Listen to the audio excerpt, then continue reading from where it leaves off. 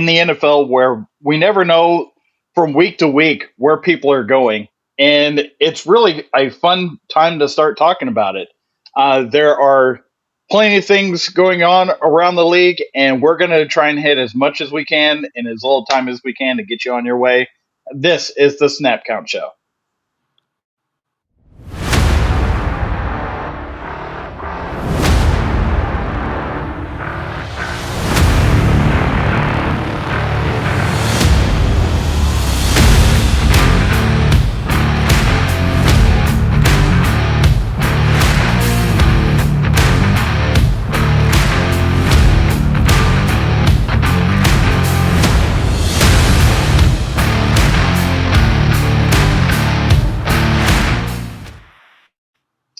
Welcome, everybody. This is the Snap Count Show. I am your host this evening, Ed Smith, and with me we have David Street.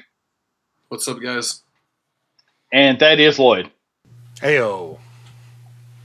Well, it has been quite the week. There's been a lot of twists and turns when it comes to the first thing we'll talk about is all the coaching conversation that is going on this week. The big news that we have run into is the fact that John Harbaugh is moving from the Baltimore Ravens and moving over to the New York Giants. Now, when this news dropped, there have been many people that have really clinched onto this like it is going to be the Giants going to the playoffs and further than that this upcoming year. They do have Jackson Dart coming back. They do have Cam Scatterboot coming back from injury. There's so much to look forward to for the Giants moving forward. But let me ask you, David, real quick. Are you in the camp that thinks that John Harbaugh is going to take this team that is going to be number 2 in the draft, I believe, to the playoffs in just one season? I believe that John Harbaugh will take the Giants to the playoffs, but certainly not in one season.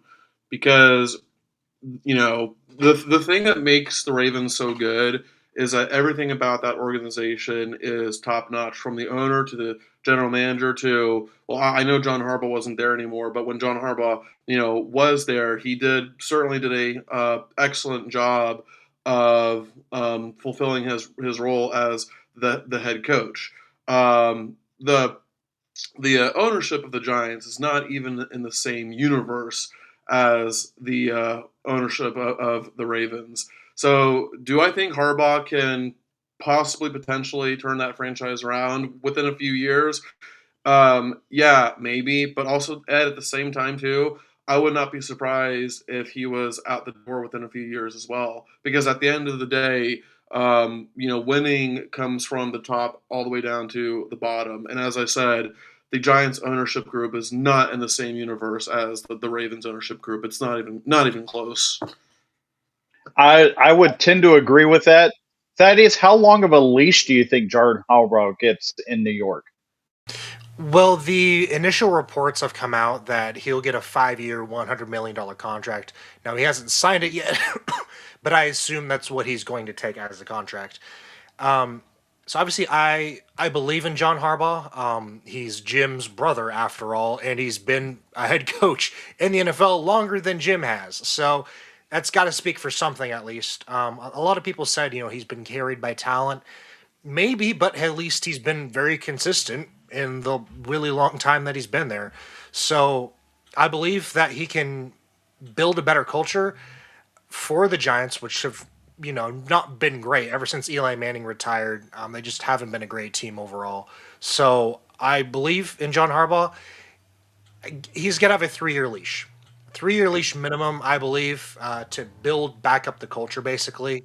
I think that's a good timeline, and he's got a little bit more of a leash than, let's say, these younger head coaches, like Brian Callahan from the Titans. Just 2-year leash, gone, or a year and a half, actually, not even 2 years. So since he's proven he's been a winning coach in the NFL, he's going to get that longer leash. Yeah, I would actually contend that he's going to get 1 to 2 more years longer leash than that. Yes, that 5 year contract of $100 million is on the table. If he gets them to the playoffs within year two, even three, I think they do extend him just because they recognize that he is a true NFL coach, not a coordinator that is masquerading as a coach, a la Mike McDaniel, in my opinion. So, with that said, how many how many other jobs are open besides this Giants job that presumably has been taken? How many other jobs are out there for maybe one of these other OCs to take the next step or recycle the coaches that are out there? So, other than the Giants job, we have 8 other head coach openings. All right, we have the Ravens job, which John Harbaugh was fired from. So we have the Ravens one. Um, After 18 years, they have to get a new head coach. We have the Raiders, who hold the first overall pick. We also have the Titans, who have Cam Ward, drafted first overall last year. Then we have the Steelers, after Mike Tomlin stepped down after 19 years. Um, we, of course, have the Falcons as well. They fired Raheem Morris and their GM as well. So, totally clean house there. Then you have the Browns, who recently fired Kevin Stefanski. Um, then you have the kind of forgotten about Cardinals, who fired Jonathan Gannon. They have the current number 3 overall pick. And then lastly, you have the Miami Dolphins, who just fired Mike McDaniel. Just so many out there. I know there are certain coaches that are in the playoffs as coordinators that have completed a lot of different interviews. Clint Kubiak comes to mind. I think I saw him complete at least 5 to 6 uh, interviews for the jobs that are out there. And there's a smattering of other coaches out there that are doing the same thing. It's just a wait and see game. I would imagine you will get more clarity as more teams are eliminated through these playoffs. Now, speaking of teams that were eliminated through the playoffs, uh, this past weekend we had maybe the best wild card weekend we've ever seen, and that did include the Bills winning in Jacksonville.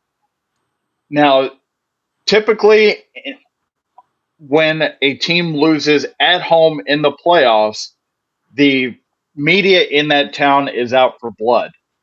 Well, David, I there was an interesting moment that happened in the press conference after that game with Cohen meeting with the media. Can you tell us about that?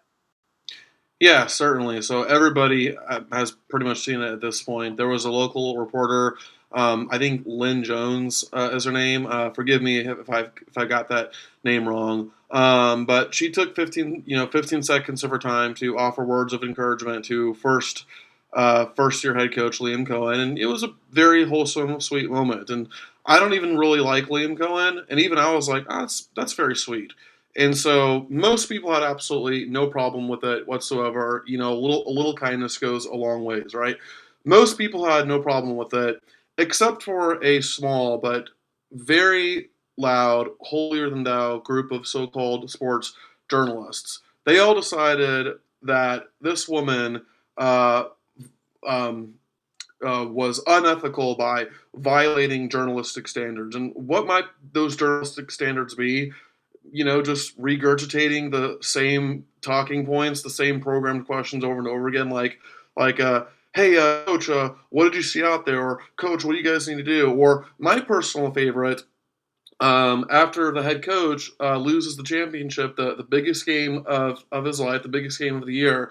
Hey, coach, how does that make you feel? Well, Janice, we spent all year preparing from off-season day one. Me, my staff, our players, we worked really hard and really tirelessly to get to this point, and obviously the game plan wasn't good enough. We lost the biggest game of the year, but I feel great. And listen, the way that these people have been going after her is just absolutely sickening to me.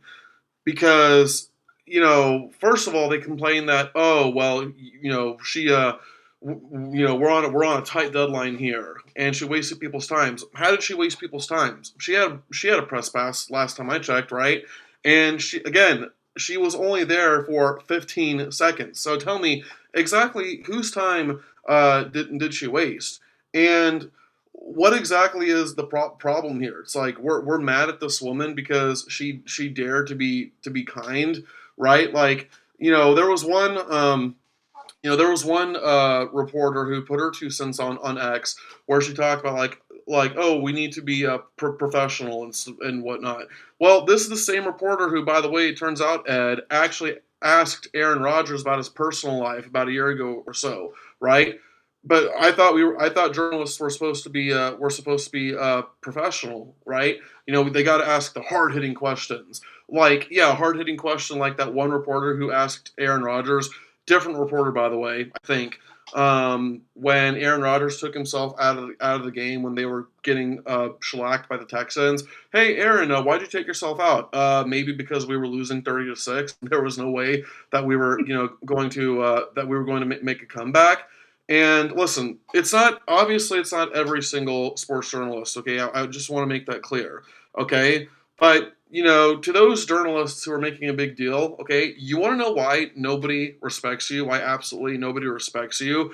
Because you constantly make everything about yourselves. You always put on a show and you always paint yourselves as the victims. And in the context of sports, okay, you take a game that has the element of human emotion and you take yourselves completely out of it. Like, you approach this whole thing like a bunch of emotionless robots. And listen, I understand that as a journalist, you're supposed to be objective. Okay, I get that. I respect that.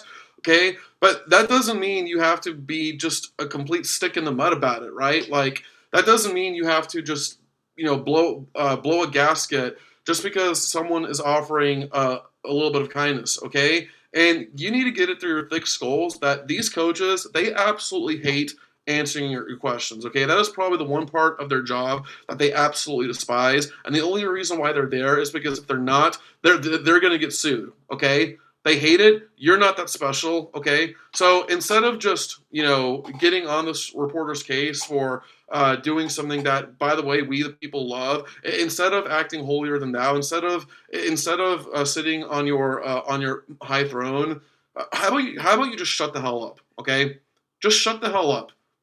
Just shut up. Shut the hell up. You are not as important as you think you are. I'm done. And that is the street corner, right over there. Uh, now, given that Liam Cohen stepped into his role, mispronouncing the chant for Jacksonville, the whole Duval. Duval thing, uh, he's come a long way. And that reporter was just giving him his props. And I have no problem with it. I don't think anybody here has a problem with it. We wish we'd see more uh, praise given to coaches that come in and do the type of job that Liam Cohen did in one season. So, that being said, there was a winner to that game, and that was the Bills. And the Bills, they move on this week, and they will be playing in Denver against the Broncos, the number one seed, with a defense that has been one of the most wrecking ball defenses that we've seen in the league to for uh, in this round of the divisional playoffs. Thaddeus, where do you see this game going? This is honestly, this entire divisional round, it looks fantastic. It looks just as fantastic as we saw for the wild card weekend. And it's starting off with we got a bunch of good matchups. This is obviously going to be one of them. We got the bookends. I really think we got the bookend weekend. We got the first game, Bills versus Broncos. Last game, which we'll get into later, Rams versus Bears. But this one specifically is so interesting because normally you would think that the Broncos, who were the AFC number one seed, would be favored in this, but they're only a 1.5 point favorite, I believe. And it's because Josh Allen is one of those generational quarterbacks, which you only see 1 to 2 times a decade, and you're seeing Josh Allen versus this really good Broncos defense, and it's such an intriguing matchup because even though the Bills, this is this has been one of their weakest rosters in the past couple years, you still can't take them out because Josh Allen is normally, well, when he puts on the superhero cape, he's such a good quarterback. And it's really hard to take him under, take Bo Nix instead of him because of how much inconsistent Bo Nix is. Now, there's the problem with Bo Nix, and then there's also the problem of Sean Payton, in my opinion. Sean Payton can have a good team, he can sport a good team, but when it comes to crunch time games or playoff games, he always has like 2 or 3 plays where you're like, what? Why did you pull that in the middle, out of nowhere, basically? So he might have a couple of those calls this game, which might swing this game. It's from a personnel standpoint, though, it's really interesting because surprisingly, some people might not know, but the Bills' passing defense is actually number one in the league. Now, that's a consequence of them having one of the league's worst rushing defenses, but at the same time, they are number one. And they did pick off Trevor Lawrence last week twice.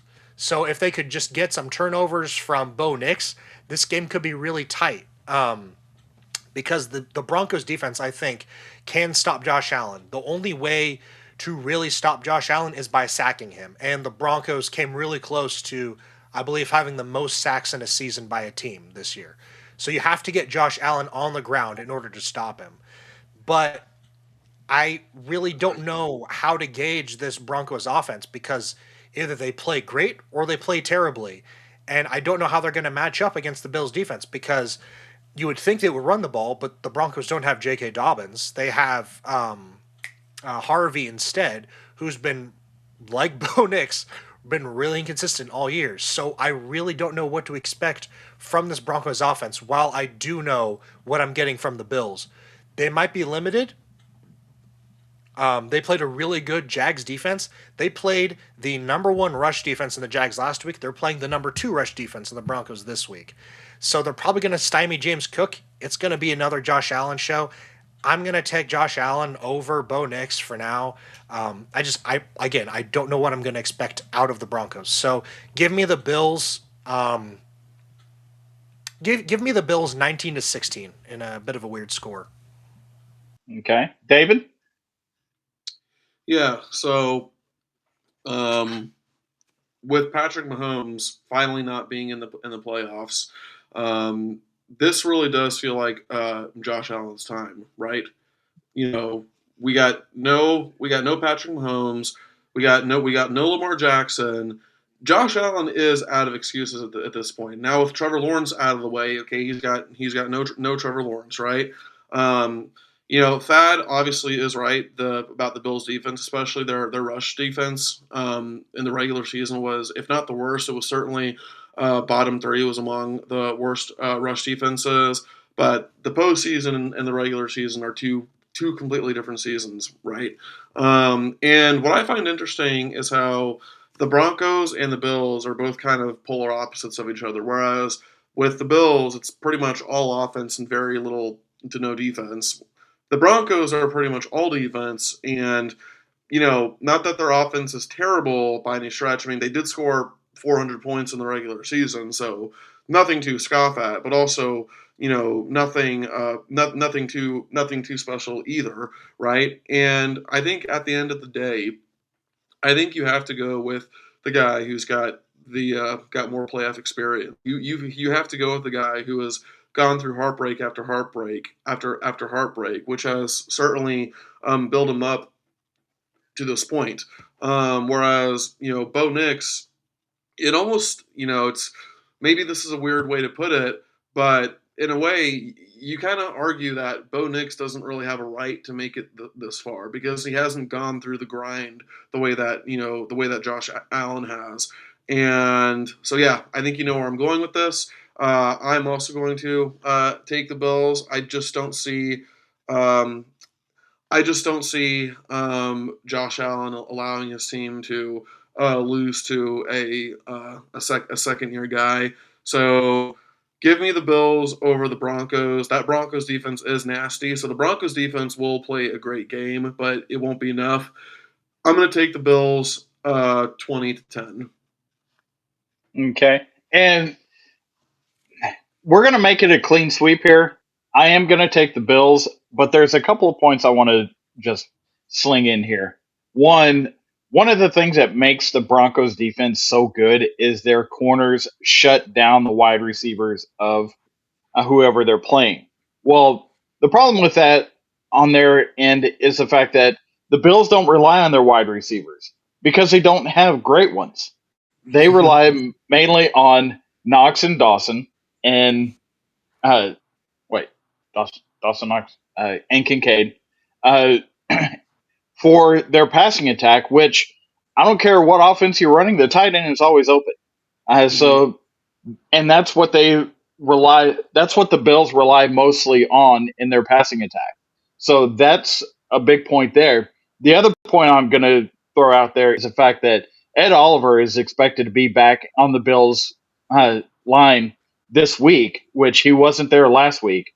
So this is going to add more pressure to Bo Nix to make those snap decisions, those playoff speed decisions that he has not seen yet since he's been in this league. So give me the Bills, and then we'll just transition into the next game that we have. Which Dave, do you want to take the reins on this? Sure. Go. And there's like 1,000 other games. Which one are we doing next? The so this was the first game on Saturday. What's the primetime game? Uh, oh, is it the Bills and Patriots? Oh, the 49ers. Okay. Wait, So wait. Seahawks 49ers. It's been a couple of weeks since the Seahawks and 49ers played that epic game to really hammer down who was going to be the number one seed in the playoffs this year. Well, here's the 49ers shot to uh, come back and make amends to that. David, how do you see it going? Yeah, certainly. So obviously a big story with the 49ers all season. I mean, we've really been kind of talking about ad nauseum, and that is, injuries. And yet, even despite that, they still contended for the number one seed, and they end up making the playoffs. They end up making the playoffs comfortably. And then who did they beat in the wild card again? Eagles. Eagles. Yes, yes. They beat the Eagles, which I did pick the Eagles to win, but I'm also not surprised because the Eagles' offense, especially in the second half, was just absolutely terrible, and certainly their second half offensive woes ended up biting them in the ass. And so 49ers move on, and then as for the Seahawks. On paper, they were the best team in the league. 14 wins, tied with I think two, maybe three other teams for most wins. They also had the best. They also had the best point differential in the NFL. So overall, on paper, the Seahawks were the best team in the NFL. So you got one team that was the best on paper, and then you got another team that had been dealing with a ton of injuries. So you might think that I'm going to go with the Seahawks here. I'm not. I'm going to go with the 49ers for a couple of reasons. One, at the end of the day, I trust Kyle Shanahan as the head coach. Now, Kyle Shanahan Kyle Shanahan may have a problem with choking, but that's only when he actually gets to the championship, okay? When it actually comes to getting to the championship, right? He's as good as it gets, right? So like when he's in the championship, you can't rely on him. But when he's getting to the championship, there's really no other coach that you want, right?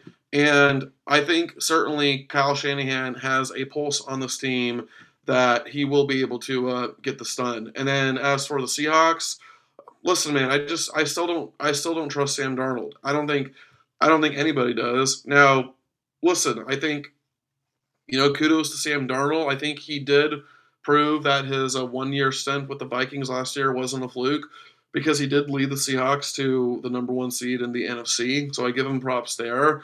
But still, at the end of the day, and I'm not trying to sound mean or disrespectful when I say this, but he has built a reputation for just kind of choking at the worst possible time. Like you may recall last year when the Vikings got destroyed by the Rams, I believe Sam Darnold did not have that great of a game. And listen, he could prove me wrong, but in this case, I don't think I'm going to be proven wrong. But it's not even just Sam Darnold. Mike McDonald is one hell of a coach. I personally believe that Mike McDonald should be the coach of the year, right? But this is also his first time in the playoffs as a head coach. Whereas Kyle Shanahan has taken the 49ers deep into the playoffs pretty much ever since he became their head coach. And so when it comes to the playoffs, when it comes to Kyle Shanahan, the head coaches, they've got experience on their side. So give me the 49ers over the Seahawks.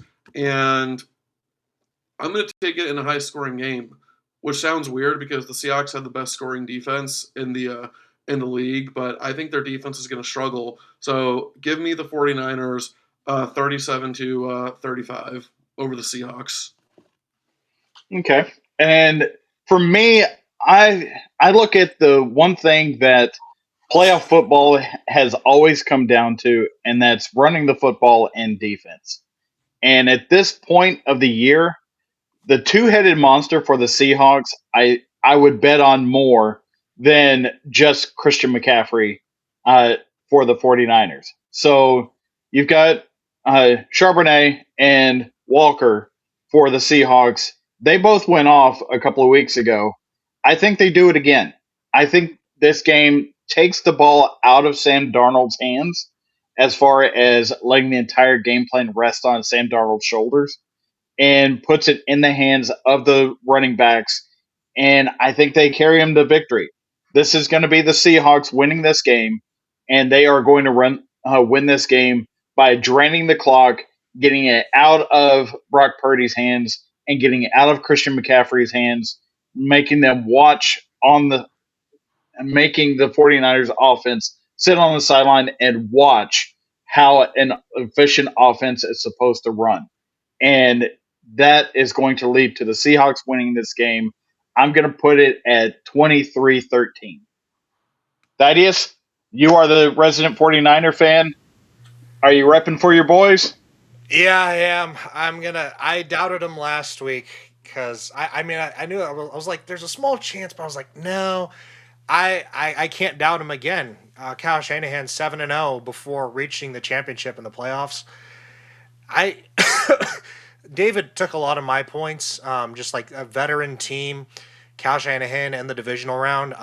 They're one win away from tying the Patriots for the most wins in a playoff round consecutively. The Patriots won 8 divisional games in a row. They're at 7 right now, I think, something like that. So I I know that everyone's like, oh, the Seahawks defense totally shut down the 49ers offense week 18. Yeah, they did, but what happened is obviously they didn't have Trent Williams that game. Now they're going to lose George Kittle for this game, but Tonjes is a good tight end. They might get I think they might get Ricky Pearsall back, who when healthy is their best receiving option. And Brock Purdy's 4-0 in Seattle. So it's a lot of statistics going both ways. Um, but I'm gonna be the homer here. I'm gonna take the 49ers. I trust Kyle Shanahan a little bit more than Mike McDonald in the playoffs. Like I said, like David said, they're the season team. So yeah, I can't go any other way. The line for it is actually kind of crazy with the Seahawks at -7 for being the favorite. It's a divisional game, so it's always going to be close, especially with these two. So, but I'm going to take the Niners here. Um, the Seahawks have scored 13 points in both games.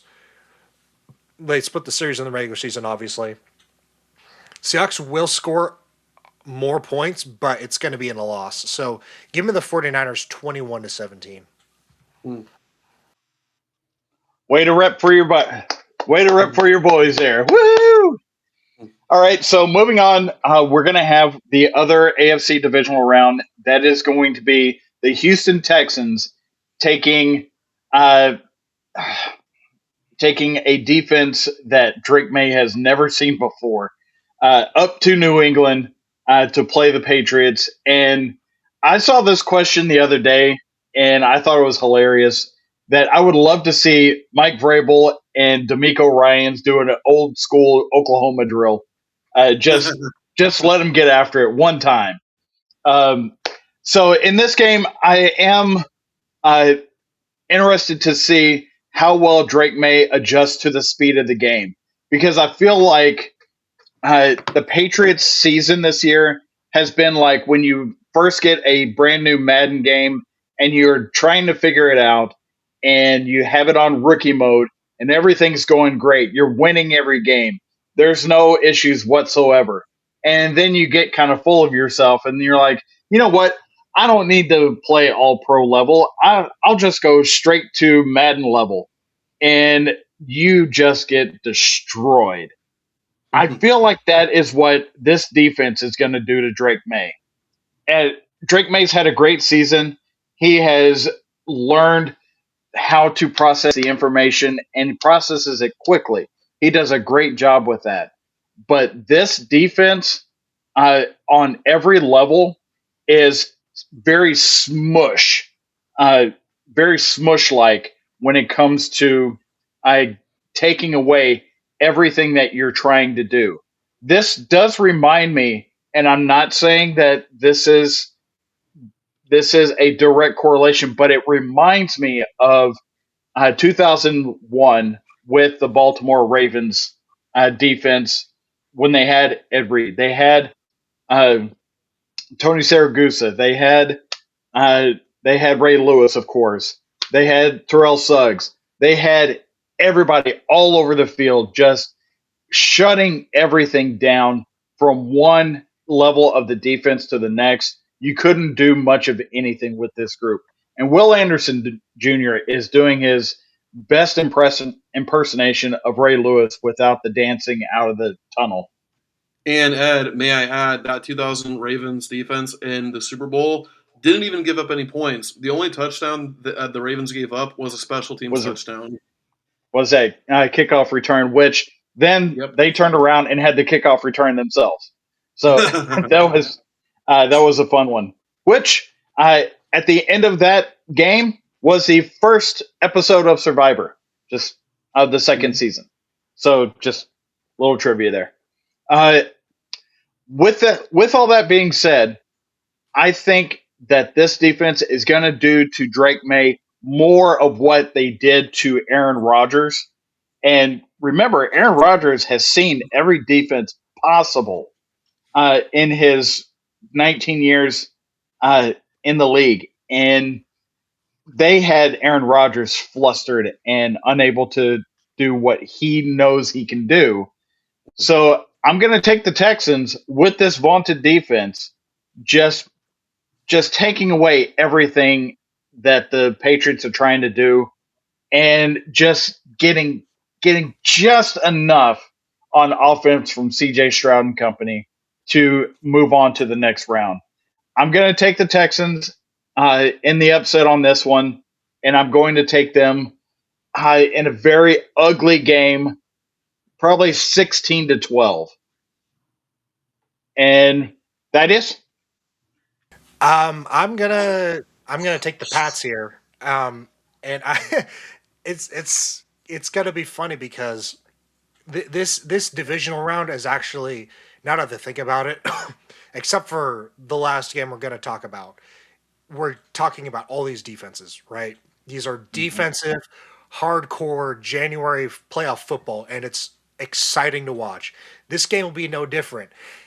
If you love offense, this game will not be for you because I believe I said the True. Patriots are going to win. I'm going to take the Patriots 9-0. No touchdowns because Drake May, he had one of his worst halves against a good Chargers defense.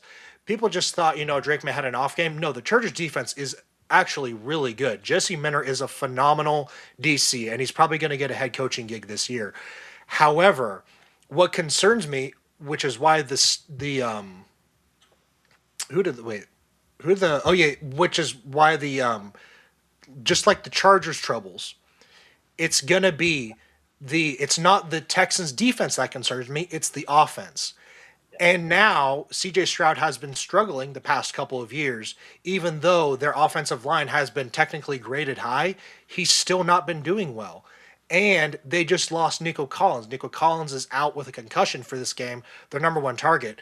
Now, Christian Kirk can be a number one, but against a really good Patriots defense, I don't see how they're going to be able to score even one touchdown this game, let alone, I don't even know if they're going to get a field goal this game. Now, I do think the Texans defense, what you said about Aaron Rodgers, right? You know, he saw everything. The scheme for the Texans isn't that complex, actually. It's just their players are just simply better. They are super physical, in your face all the time, and they just outmuscle every single team that they play. So it's going to be also really hard for the Patriots, but Drake May, he has that escapability, unlike Aaron Rodgers. And the Texans have had a couple weird games where they've given up a bunch of points. They gave up 30 points to Riley Leonard in the last week of the season, right? So, I mean, the game might have been a little bit different, but they've given up some points to some really weird in some really weird games.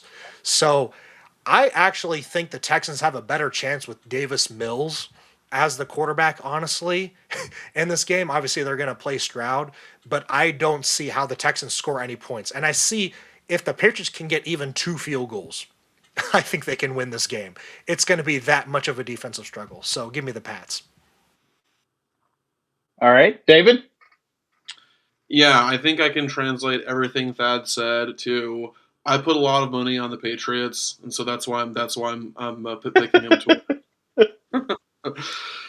Yeah, but listen, you know, something that perplexes me about the Texans here is that I don't know if I should be impressed that they were able to win a game by 24 points in spite of their quarterback turning the ball over a billion times, or if I should be concerned that their quarterback turned the ball over a billion times. Yeah, the Texans were not good this season because of CJ Stroud, but I was thinking about this the other day that every once in a blue moon or so, you always get that one team whose defense is so good that you could plug any one of us behind center, and we would probably still win because that's how good the defense is. Ed, you mentioned the 2000 Ravens. They sure as hell did not win the Super Bowl because of Trent freaking Dilfer. And the Bucks with Brad Johnson to an extent, although Brad Johnson was a way better quarterback than Trent Dilfer, which really says more about Trent Dilfer because Trent Dilfer was just that bad. And I believe the last time we had a team whose defense was so good that it did not matter their subpar quarterback play was the 2015 Broncos when Peyton Manning was way past his prime. And to me, it seems like we're getting this with the Houston Texans. I mean, you know, this is the best defense in the league. I mean, if you want to argue the Seahawks, because the Seahawks did have the best scoring defense, but the Houston Texans led the NFL in scoring defense really right until the last game of the season. A pointless, meaningless regular. Well, it wasn't literally pointless. A meaningless regular season game when they already had their playoff spot locked up, right?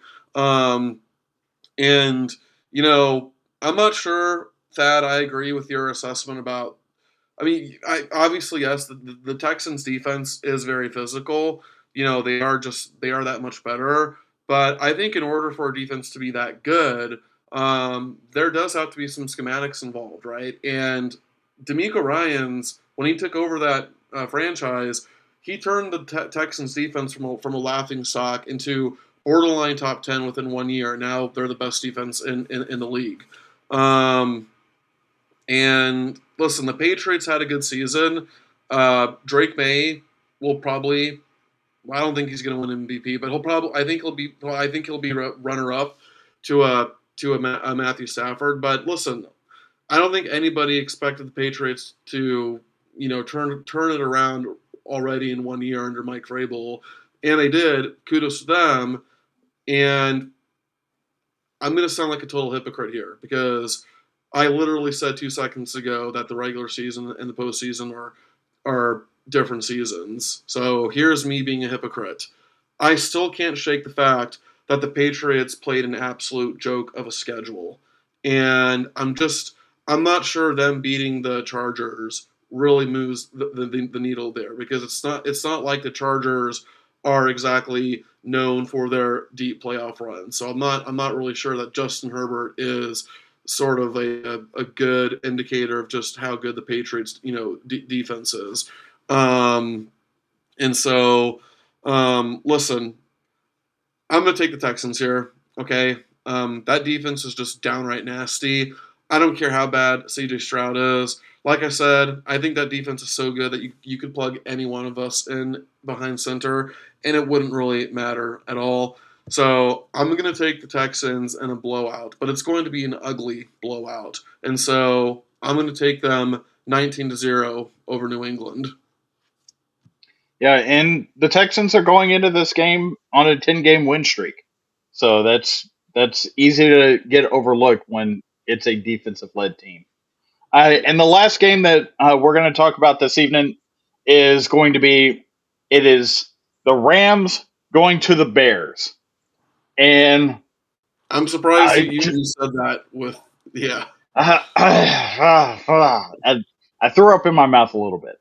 Uh, so for me, this is a game in which the last quarterback that has the ball is going to win it.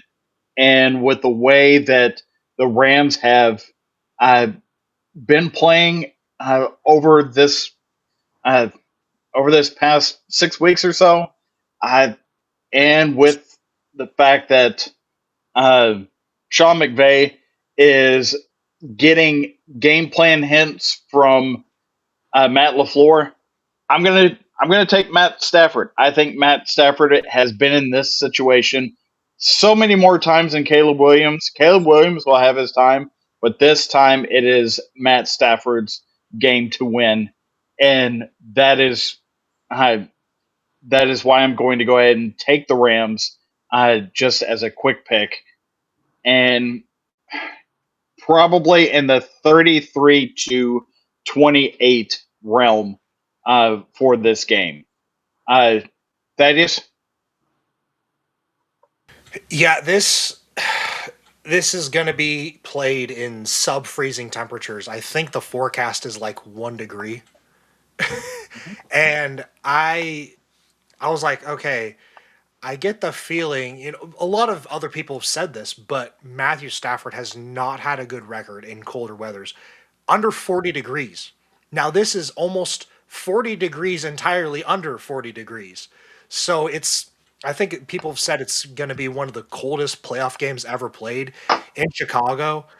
I'm going to, I'm just going to, I got to take the Bears, the team who plays outdoors typically and who can run the ball more effectively than the Rams. Did you want to say something? I just to just to get those finer points on that. Uh, right now, Matt Stafford is 1-7 in cold weather games since he went to LA. But keep in mind, he played in Chicago and Green Bay for more than a decade of his career. And those games that he's lost since he's been in LA in sub freezing temperature, that wasn't his fault for most of it because he's had four 300-yard games in those losses. So that is part of the reason why I'm saying that he is going to be the difference in the Rams winning. Please continue. I'm sorry.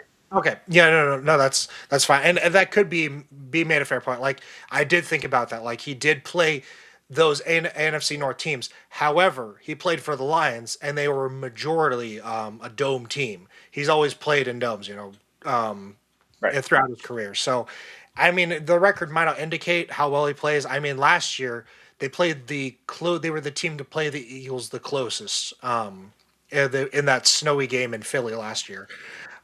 But for some reason, Caleb Williams just comes alive in the fourth. And I really don't know how to put this game because we haven't seen a actual sub freezing temperature game in probably a year or two. The last one I think I can remember was the Chiefs Dolphins game in Kansas City. So I'm gonna expect a low scoring game here. Like I said, yeah, give me the Bears.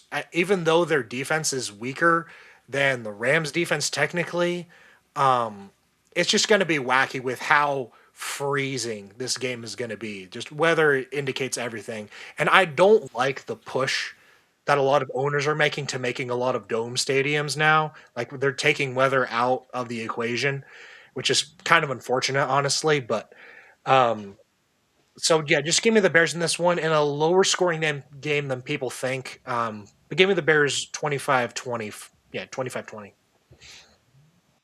David?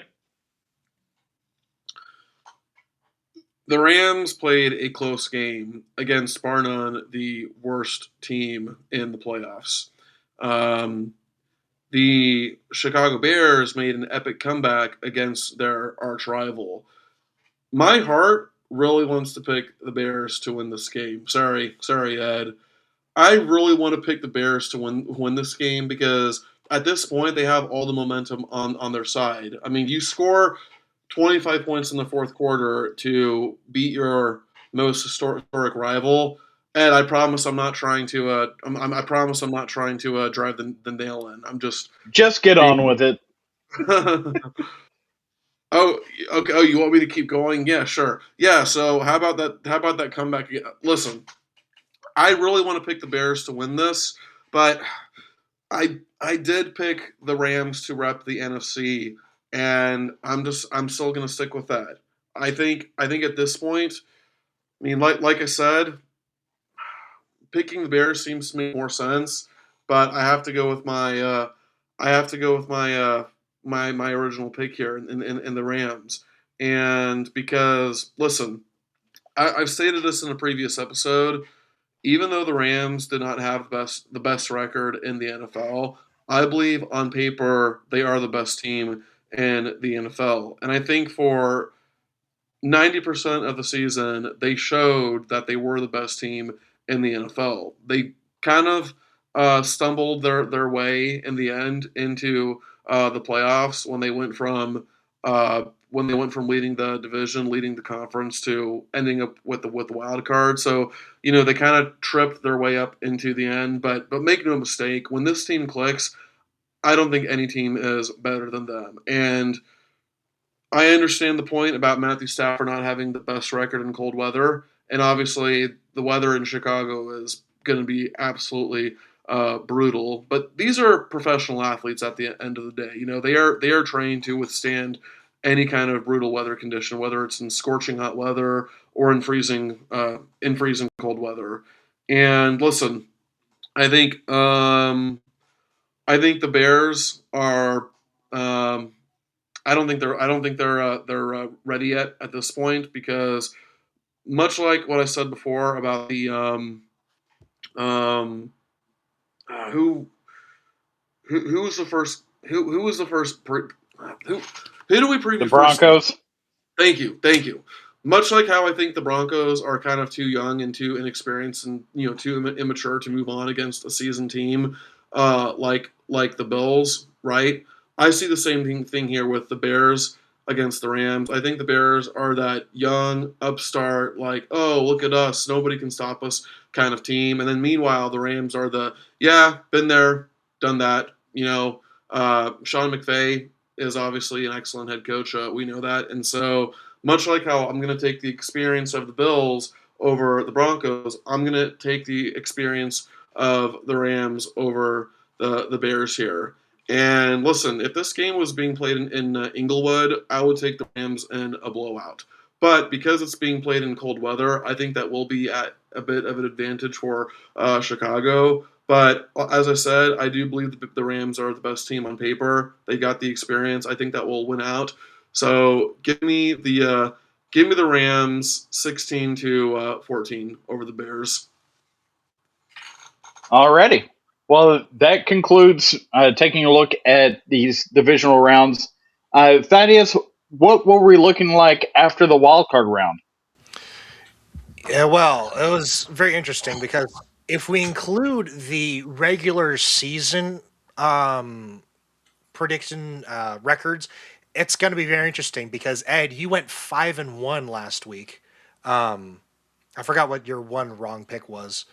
But you went 5-1. David actually had a winning week too. He went 4-2, and then both Matt and I went 3-3. So if Ed keeps it up and Matt and I lose our picks, Ed could sneak into the number one spot here at the end of the year.